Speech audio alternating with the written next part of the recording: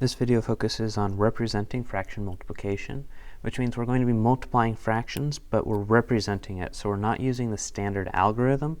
We are going to be using diagrams and images. In this lesson, you should already be familiar with the important vocabulary, remembering that the numerator is the top number of a fraction, and the denominator is the bottom number on the fraction.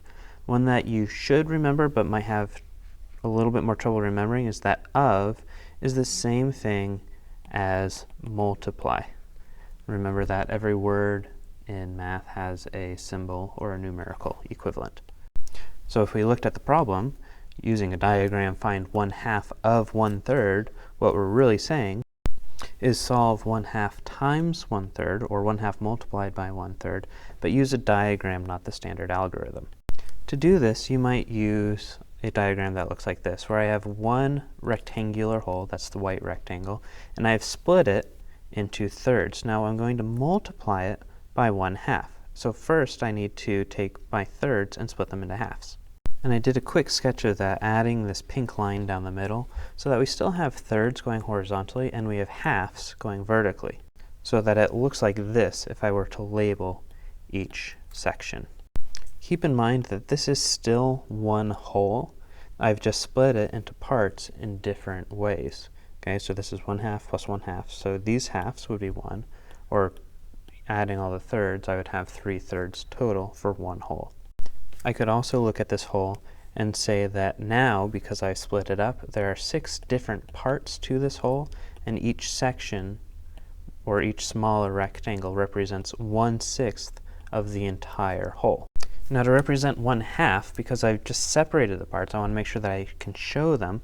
I can take one color and I can just shade in 1/2. Okay, and I also need to represent 1/3. Remember, the thirds are going in a different direction. So I'm going to shade that as well. It's a little bit hard to see in the yellow, but I'm going in that whole bottom section.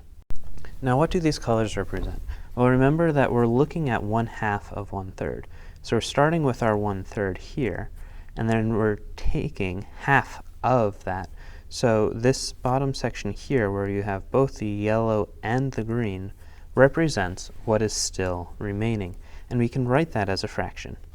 The numerator of the fraction is going to be how many parts we have circled in red, and in this case there's only 1, and it's going to go over the total number of parts in one whole. In this case, that is 6.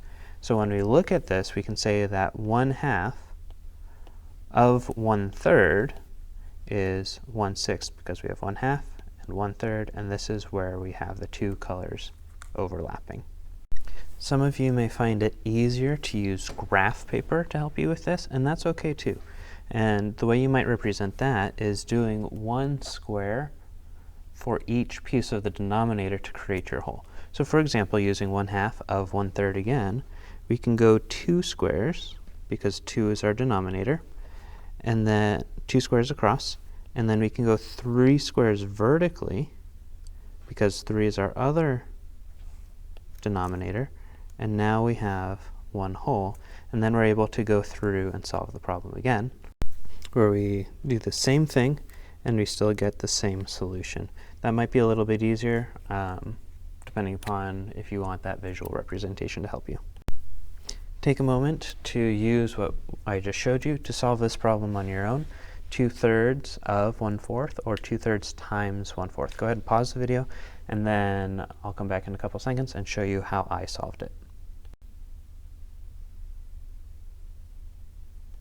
When I solved this problem, I started with my one whole as that white rectangle. I then split it vertically into thirds and highlighted in the blue here 2/3, because remember that's what I started with the problem. Then horizontally I split it into quarters or fourths, and then I used red here to represent my 1/4 from the problem. And I looked at where the red and the blue are overlapping, which is 2 sections total, which remember is your numerator, and there are 12 sections in this entire whole. So I have 2 sections out of 12 that are overlapping here, and I could simplify that down to 1/6 as well.